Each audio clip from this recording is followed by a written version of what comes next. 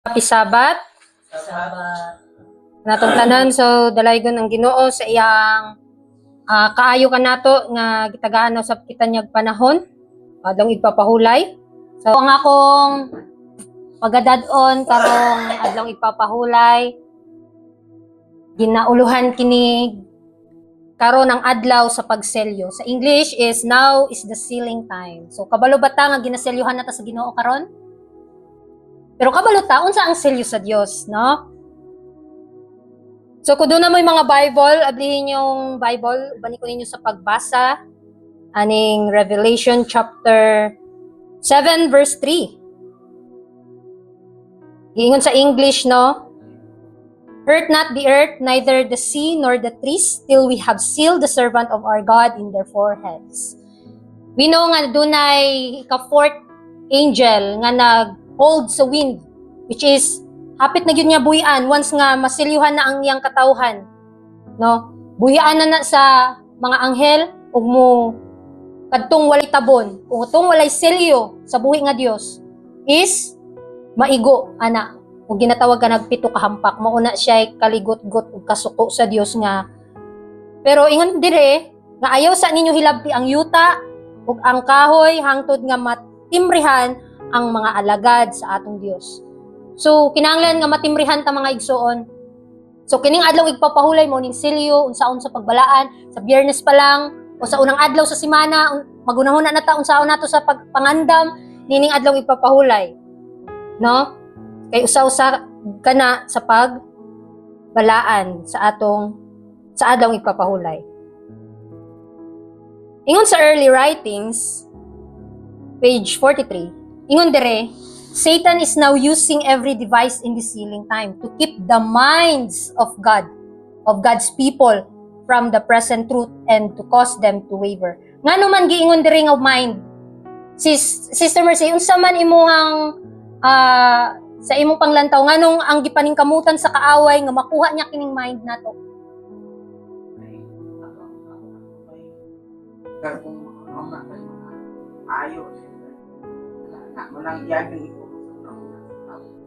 O pinakapunto ang mga igsoon diri sa atong hunahuna frontal lobe ibutang ang selyo sa Dios. Gusto ni Satanas nga makontrol niya atong mind kay kung unsa na sa atong nauna, lihok mo. Paano naman Mao na siya nagmando sa tibok natong atong buhaton. Paano Oo. na yun? ingon pa dire, I saw a covering that God was drawing over His people to protect them in the time of trouble. So nakita ni Sister White sa iyang pananawon nga hinay-hinay nga naningkamot ang kaaway nga kuhaon niya ang selyo mismo na nga ibutang sa tungunahuna nga wala tay proteksyon sa panahon na unya sa kasuko sa Dios. And every soul that was decided on the truth and was pure in heart was to be covered with the covering of the Almighty. So paningkamutan nato mga igsoon nga makaberan ta, nga maproteksyonan ta sa kaligot-got unya sa ulahing mga adlaw mga igsoon. Sa atong kaugalingon maglisod ta pero tutok lang ta ni Kristo unsa ang angay natong ipangandam. Maura gyud na dili ta mo tutok bisan sa atong kaugalingong kaluyahon. So ingon pa dire, not all who profess to keep the Sabbath will be sealed. Ahadlok kayo ni mga igsoon, no? Usahay og muadhita sa simbahan, mo tumbok ani nga pulong sa atong hunahuna nga naaktuod ko sa simbahan. Pero basin unya ang ending dili day ko maselyuhan. Ingon daha nga dili tanan nga nag-angkon nga nagatuman sa adlaw igpapahulay ang matimrihan o maselyuhan. There are many even among those who teach the truth to others. Bisan day kita nga nagtudlo sa mga tawo who will not receive the seal of God. Wala kahadlok kaayo mga igsoon. Pero kining gisulti dire pahinumdum ni sa atoa. Ang pangutana, unsa man nganong dili man maselyuhan. Nga ingon dire among those who teach the truth, even among those bisan gatudlo sa kamatuoran, to others who will not receive the seal of God in their foreheads. Ngano man? They had the light of truth, naa sila'y kahayag sa kamatuoran. They knew their master's will. Kabalo sila unsay kabubuton sa Dios. They understood every point of our faith. Kabalutaan ang fundamental beliefs, fundamental principles nga naaday dakong kalainan. Pero nga naman, nga dili man maselyuhan kining nag-angkon nga mga katawhan sa Dios. But they had not corresponding works. Sa inyong unahuna mga igsoon, unsa man ning corresponding works? Kining yes. Mao di ay ni ang dakong kakulangon sa sulod sa iglesia. Ang ato lang tanawon mga igsoon, atong kaugalingon dili na si sister, si brother, dili na atong kaugalingon kung apil ba ta ani. Yes. Ingon pa diha, they understood, nakasabot. Mismo kita, nakasabot ta sa bawat punto sa atong pagtuo. But they had not corresponding works. These who were so familiar with prophecy and the treasures of divine wisdom should have acted their faith. Unsa di ay? Kita unta sa atong binuhatan ang atong pagtuo. Mao na ang gusto sa Dios. Pero tungod kay dako kayong kakulangon sa sulod sa katawan sa Ginoo, mismo atong kaugalingon atong susihon. Ingon pa dire, not one of us will ever receive the seal of God. Wala nga naman, kahadlo ka man. While our characters have one spot or stain upon them. So mga igsoon, bisan unsay imong gibarugan, unsay imong pagtuo karon, ang character gyud ang basihan. Kung ana ba ang karakter ni Kristo sa atong kinabuhi. It is left with us to remedy the defect in our characters. Kung kita reklamador, kung kita kanang usog kaayo nabitang mamalikas o unsa pa mga defect of character na to, karon pa lang kinahanglan na nga tambalan. Defect, to remedy the defect in our characters, to cleanse the soul temple, malimpyuhan ang atong templo sa atong kalag of every defilement sa tanang kahugawan. Then the latter rain, mo niyang gipaabot sa katawan sa Dios, no? Latter rain will fall upon us as the early rain fell upon the disciples on the day of Pentecost. Kung once nga mabubuan na ta sa ginatawag og ulahing ulan, mao na ni nga panahon nga bisan pag ato pang kinabuhi mo ay kuan di na ta mahadlok, di na ta bati og kadlok mga igsoon. Kay kabaluta unsay atong gituhuan, kabaluta nga basta na fall na sa ato ang latter rain mga igsoon. So character ni Christ ang atong paningkamutan. Muduol ta niya unsa nga atong depekto, atong kinaiyakin sa ta, nakaila siya sa atoa, sa atong mga personal nga kaluyahon, kabalo siya lang makatambal sa atoa. Ingon pa dire, I saw the necessity of the messengers, especially watching and checking all fanaticism wherever they might see it rise. So nakita ni Sister White nga dako ang kinahanglanon sa mga mensahero, ilabi na katong nagbantay o nagmupugong sa tanang porma sa fanatismo, bisan asa kini motungha. Usa man nga mga fanatisismo inyong nahibaw-an, mga fanatic kanang sis nagsimba ka nga nakapantalon, di ka maluwas. Mga fanatic mga igsoon. Dili lang na. Kaya na bitang na sobrahan na kaayo mo na fanatic. Kanang wa nay gugma. Musunod na lang tuod kinahadlok ka, musunod ka na kanang wa nay gugma, no? Mao ni ang nakita ni Sister White nga daghan kayong panatiko dire sa sulod sa iglesia. Yes. Para na ko, ubipalo naman ko na siya. Personal naman na. Personal na. Di ta makahinglabot.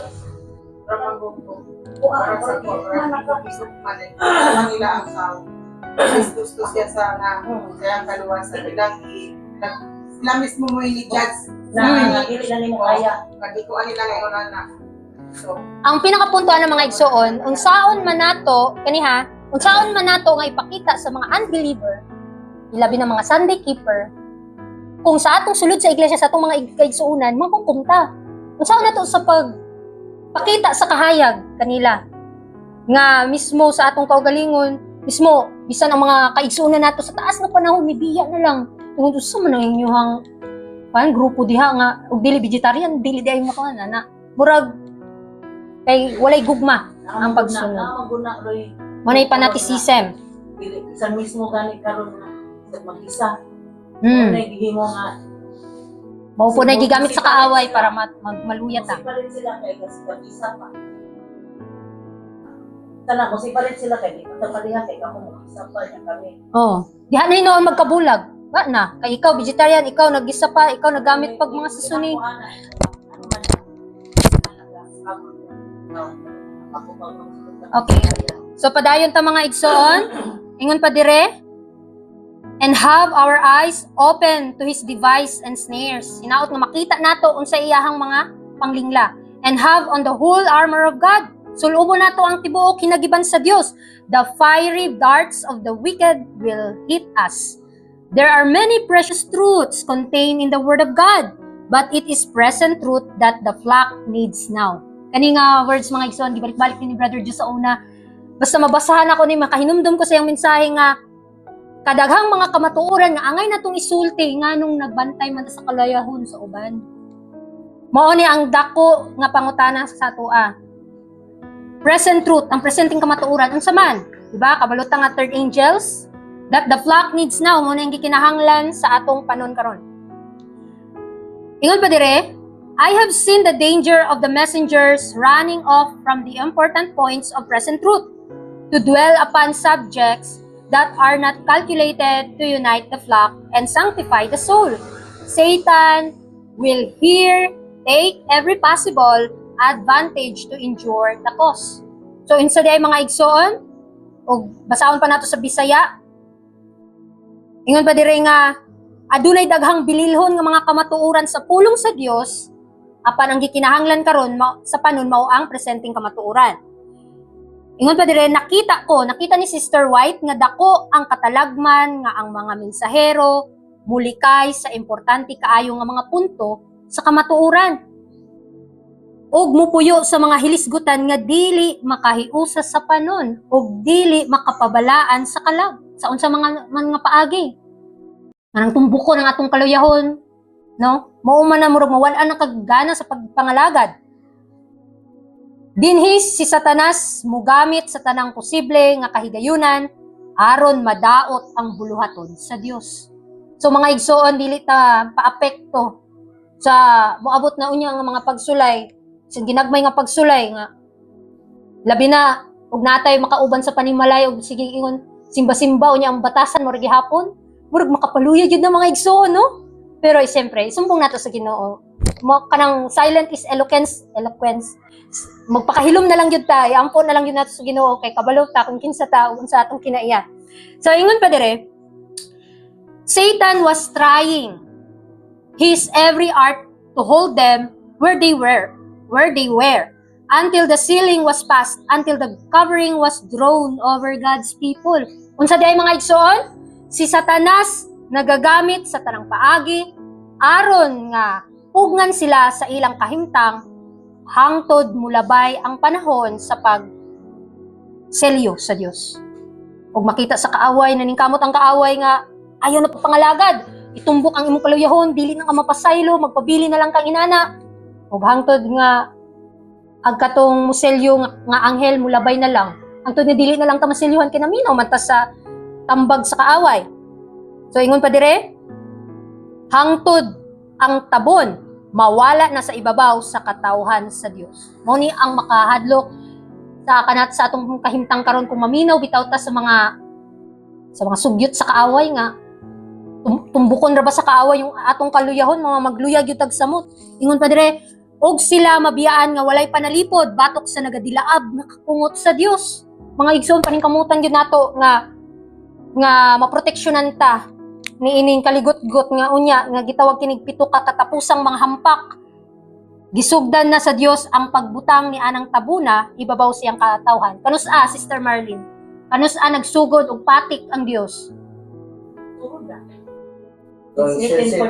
Yes, since 1844. Nga naa siya, nibalhin siya sa most holy place mga igsoon, nagsugod na siya selyo. Ang pangutana sa atong panahon karon, nasilyuhan ba gyud ko? Pinapa man jud ko batasan nga bisa unsaon akong pagpaningkamot. Makatubag-tubag pa man jud ko sa akong lulog-lula oy. Kay maglagot ba ka? Pero mga igsoon, mao gyud ni struggle atong kaugalingon mo atong kaaway mga igsoon, mga ato yung isulti sa Ginoong tanan. Ingon pa dire sa Acts 16 verse 30, and brought them out and said, Sir, what must I do to be saved? Unsa man akong buhaton para maluwas? Ingon dire, the answer was, repent and be converted, that your sins may go beforehand to judgment and be blotted out, words were spoken which rebuke spiritual pride. This God will not tolerate. It is inconsistent with His word and with our profession of faith. Seek the Lord, all ye who are ministers of His. Unsay tubag? Unsay tubag sa pangutana unsaon ako para maluwas? Ang tubag mao kini, pag hinulsol ka mo og pag-usab. Mao ra gyud na, pag hinulsol og pag-usab. Pero napa man gyud koy murag personal nga battle ba? Mga atong communication sa Ginoo sa Kristo ra gyud ta tutok mga igsoon. Para sa ako, mo gani diya nga pray without ceasing, kinahanglan mag-ambot ka sa walay mo. Kung pangayoon mo ang so, tao na ito mabago ka niya ito ang kaluyahon usap.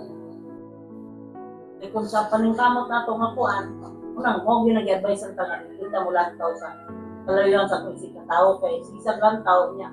Kasi kung magalingon, labaw mo po dahil sa Og ang pinakapunto pud ana no, kung unsa ang imuhang dili ganahan sa batasan sa imong igsuon, mo man ay ma-reflect sa imong character kay mao man imong ginatan-aw. So kung halimbawa may usa man na si sister bakakon jud kay na siya. Pero ikaw di ay bakakon pud kay gatan-aw ka sa iyang batasan. So mututog gyud ni Kristo mga igsoon no, dili sa atong kaigsuonan.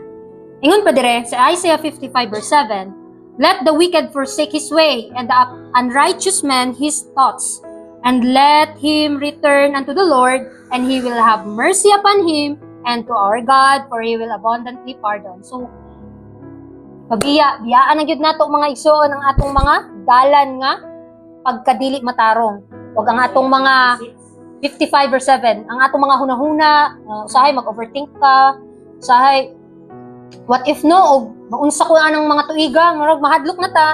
So, kinahanglan nga usbon na nato ang atong panghunahuna. Og mubalik kita sa Dios kay siya abunda sa kaluoy og mga pinasayloon gayon.